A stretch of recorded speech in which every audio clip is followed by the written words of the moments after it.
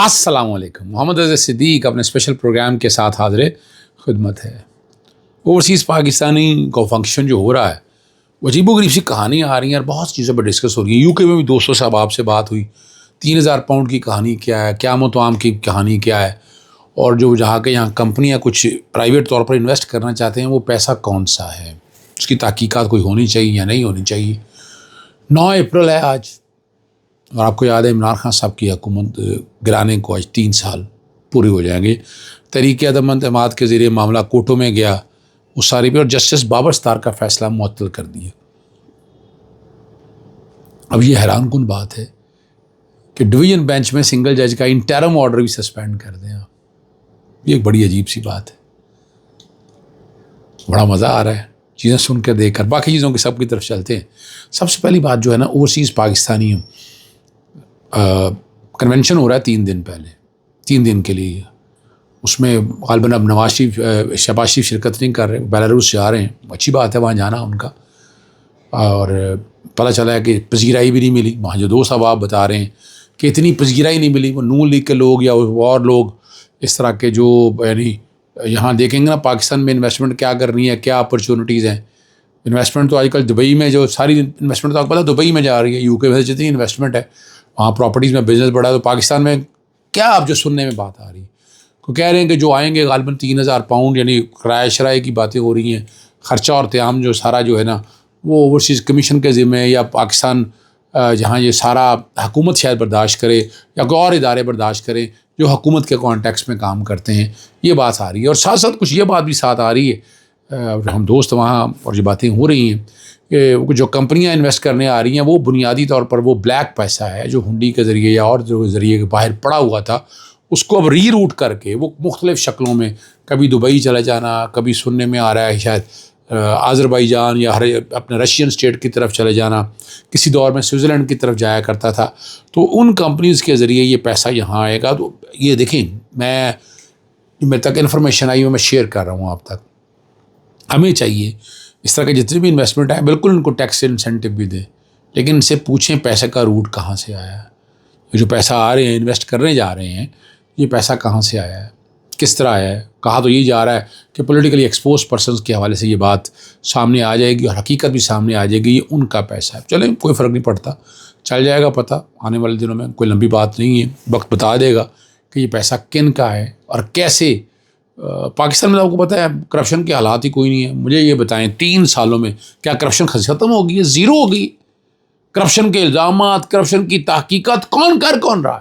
صرف کیا عمران خان ہی رہ گیا توشہ خانہ؟ یا میں ابھی مثال کا میں نے تعریف کی کہ خیبر پختونخوا کے اندر دیکھیں کرپشن پہ الزامات آئے, وہاں گفتگو شنید ہوئی, کمیٹیاں بنی, اور پتہ تحقیق ہو رہی ہے کہ کس طرح کس نے کرپشن کی. اور یہ بتا دیں کیا وفاقی حکومت کے اندر الزامات, اور یہ کیا ختم ہو گیا ہے جو ورلڈ پروجیکٹ کا, ورلڈ جسٹس پروجیکٹ نے یا باقی لوگوں نے رول آف لاء کے کانٹیکس میں جو کرپشن کا انڈیکس دیا ہے, کرپشن پرسیپشن انڈیکس جو دیا ہے, اس میں پاکستان نیچے آ گیا.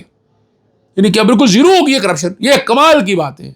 جو کچھ ہو رہا ہے یہاں پر اس ملک کے اندر, کوئی انکوائری انویسٹیگیشن بڑے پروجیکٹس کے حوالے سے چلیں نیب نہیں کر رہا. اینٹی کرپشن کا ڈپارٹمنٹ ایک پروگرام میں اختیار ولی صاحب نے جب یہ بات کہی, اور میں نے انہیں بڑا واضح طور پر کہا, خیبر پختونخوا تو میں نے کہا جی بالکل آ رہی ہے, تحقیقات ہونی چاہیے.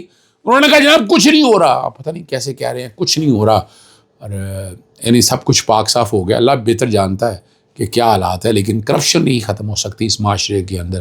یاد رکھیے گا یہاں لوٹ مار کا طریقہ کار, واردات بدل گیا ہے. وائٹ کالر کرائم میں آپ کے سامنے ہے, ہمارے اسی نیب نے جہاں انکوائریاں شروع کی, انویسٹیگیشن شروع کی, کرپشن کی چیزیں آئیں, فیصلے آ گئے, لیکن بعد میں پیچھے ہٹ گئے. یعنی آج تک بتا دیں منی ٹریل آ سکا ہے ایون فیلڈ کا, بتا دیں آپ, نہیں آ سکا. جیسے قاضی فائزی صاحب کی مسز کے نام جو پراپرٹیز ہیں ان کا منی ٹریل آ سکا, نہیں آ سکا. بتائیں نا کیا کریں, کیا کہیں, کیا بات کریں آپ یہاں پر.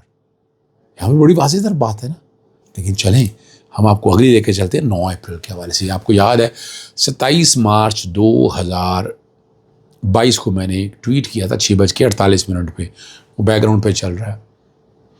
میں پہلے وہ ٹویٹ پڑھ دیتا ہوں، عمران خان چھکا مارنے کے لیے تیار، اپوزیشن کیمپ میں میں سامنے کھول رہا ہوں، زبانی تو مجھے یاد ہے لیکن میں کھول لیتا ہوں، عمران خان چھکا مارنے کے لیے تیار، اپوزیشن کیمپ میں پریشانی، تحریک اعتماد ابھی قومی اسمبلی میں پیش نہیں ہوئی، صرف ایجنڈے کا حصہ ہے، اس لیے قومی اسمبلی تحلیل ہو سکتی ہے، وہ کرنا کل تحریک اعتماد قانون کے خلاف، اس میں سکم ہے اسپیکر رولنگ کے ذریعے مسترد کر دے اور اسمبلی تحلیل۔ اب ہوا کیا، آپ کو یاد ہوگا 6 مارچ یا 8 مارچ کو تحریک عدم اعتماد عمران خلاف یہ جمع کروائی گئی، ٹیبل نہیں ہوئی، ٹیبل جا کر یہ ہوتی ہے 28 مارچ والے دن۔ تو میں نے مختلف جگہوں پہ پرائم منسٹر آفس بھی جانا ہوتا تو میں نے کہا تھا کہ 27 مارچ کو میں نے کہا کہ عمران خان صاحب اس دن اسمبلی تحلیل کر سکتے تھے، عمران خان نے اسمبلی تحلیل نہیں کی، اور پھر میں نے وجہ بتایا، پیش ہوگی تو 7 دنوں کے اندر ہے نا، آئین کا آرٹیکل بڑا کلیئر ہے کہ وہ 7 دنوں کے اندر نے تحریک اعتماد پہ ووٹنگ ہونی ہے، پروسیجر دیا ہوا ہے، ووٹنگ ہوئی 7ویں دن، ووٹنگ ہوئی 3 اپریل والے دن، اور اسپیکر نے ووٹنگ سے پہلے اسپیکر نے مسترد کر دی رولنگ، آئین اور قانون کے خلاف، اور یہ طریقہ کار بڑا واضح ہے، اور آپ سب نے دیکھا اسمبلی تحلیل کرنے میں بہت جلد بازی کی، وہ ڈیلے کرنا چاہیے تھا، یعنی جب مسترد کی ہے نا، اس مسترد کرنے کے بعد جب تحریک اعتماد مسترد کی نا آرٹیکل 5 کے تحت، تو اسمبلی تحلیل میں ٹائم رکھنا چاہیے تھا، وہ چیلنج وہ آپ کو پتہ ہے وہ سسپینڈ ہو گیا، اور وہ جب ہیئرنگ چل رہی تھی 7 اپریل کو گھڑیاں پیچھے گئیں، یاد ہو ہے آپ کو، گھڑیاں پیچھے گئیں، اور تحریک اعتماد 3 اپریل والے دن ہی کاؤنٹ ہوئی، جو 9 اپریل والے دن ہے، اور عمران خان صاحب سے وزارت عظمیٰ چھین لی گئی اور نیا وزیر اعظم آ گیا، یہ سارے، اور عمران خان صاحب نے آپریشن رجیم چینج کا ایک چیز ساری جلسوں میں بتایا، اور ہم نہ سمجھ سکے اس بات کو، اور سابق لیگی رہنما جن کا تعلق سندھ سے بتایا گیا تھا کہ جب شہباز شریف، زرداری اور فضل الرحمان نے باجوہ کے ساتھ مل کر عمران خان کی حکومت گرائی تو ملک ڈیفالٹ نہیں کر رہا تھا، یہ باتیں جو ہیں ساری آ چکی ہوئی ہیں، اب وہ سارا جتنے لوگ ہیں جنرل باجوہ کے حوالے سے باتیں وہاں کہہ چکے ہیں، آ چکی ہیں، ریکارڈ کے اوپر چیزیں، میں نہیں دہرانا چاہتا ان چیزوں کو، امریکی چینل غالباً ڈیموکریسی ناؤ نے سٹوری کر دی تھی کہ کیسے بائیڈن حکومت نے پاکستان یوکرین وار میں ہتھیاروں کی فراہمی کے بدلے IMF سے $900 ملین کی ڈیل کروائی، اور عمران خان نے کہا تھا کہ اگر میں جیت گیا تو میری قوم جیت جائے گی، اگر میں ہار گیا تو میرے پاس کونے کو ہے ہی کیا، اور عمران خان جب آفس سے باہر نکلے تو آپ کو یاد ہوگا کل اثاثہ ایک ڈائری تھی۔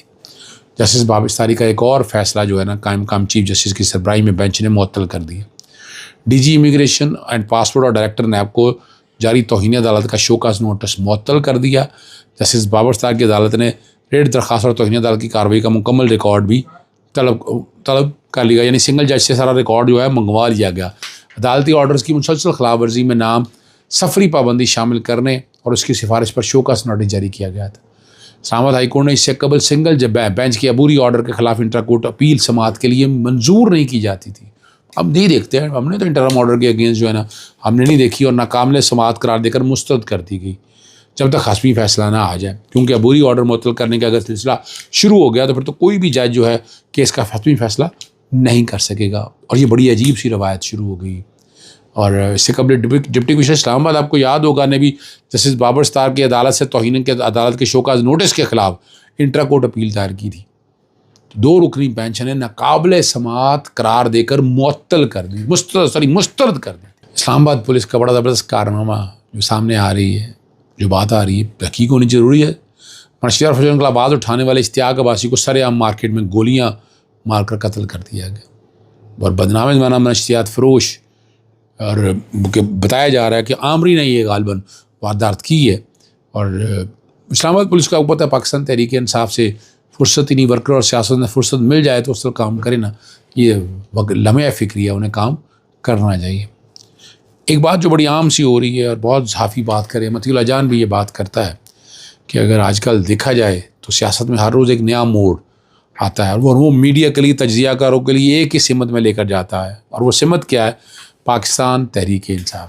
آج کل پاکستان کی سیاست صرف اور صرف ایک سیاسی جماعت کے گرد گھوم رہی ہے، اور وہ تحریک انصاف ہے، اور پھر یہ جو موڑ اڈیالہ جیل جا کر پاکستان کے تمام سیاستدان اور تجزیہ کاری ختم ہو جاتی ہے۔ ایک بات جو میں نے اور بات آپ کے ساتھ وہ بڑی وضاحت کے ساتھ کرنی ہے، امریکہ ٹیرف جو 29% لگایا ہے، $1 ارب کا نقصان ہوگا، اور وزارت تجارت کی دستاویز کے مطابق ٹیرف سے پاکستانی برآمدات پر شدید اثرات ہوں گے.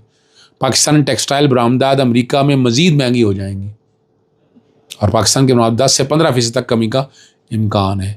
اور پاکستان کی جانب سے ایک وقت امریکہ کو سوچنا چاہیے اس حوالے سے اور ٹیرف کی کمی پر گفت و شنید کرے گا. 4 اپریل کو خیبر پختونخوا اسمبلی میں پیش کیے مائنز اینڈ منرل بل 2025 میں شدید عوامی تنقید کے بعد مزید ترمیم کرنے کا فیصلہ کیا اور یہ جلد ہی نیا ترمیم مسودہ تیار کر کے دوبارہ پیش کیا جائے گا. اور علیمہ خان نے اس پہ بہترین مشورہ دیا تھا کہ عمران خان کی رہائی تک اس ایکٹ کو ہولڈ میں رکھا جائے. آخری بات ایک اور کر لیتے ہیں. سندھ میں پانی کا شدید بحران پیدا ہو گیا جن میں غالباً کہا جا رہا ہے کہ 80 لاکھ ایکڑ فصلوں کی کاشت متاثر ہوئی اور بارشوں کی کمی سے دریائے سوکھ گئے ہیں کافی حد تک. یعنی مکمل کی بات نہیں ہو رہی ہے یہاں. 80 لاکھ ایکڑ فصلوں کی کاشت کے لیے پانی دستیاب نہیں ہے بتایا جا رہا ہے. محکمہ آبپاشی کا کہنا ہے کہ قلت 56% تک پہنچ گئی ہے. اب یہ بتایا جا رہا ہے جو جون تک بہتری ہو سکتی ہے. جب برف پگھلے گی بارشیں شروع ہوں گی تو اس طرح کہا جاتا ہے. اور درائے سندھ میں 100 سالہ ریکارڈ ٹوٹ گیا. سکھر بجاج میں کہہ رہے ہیں کہ 71% کی کمی ہے. اور اس طرح باقی جگہوں پہ بھی بہت ساری باتیں کر رہے ہیں. بہت لمبی باتیں ہو جائیں گی. میں اجازت چاہتا ہوں. السلام علیکم. اللہ حافظ. پاکستان زندہ باد.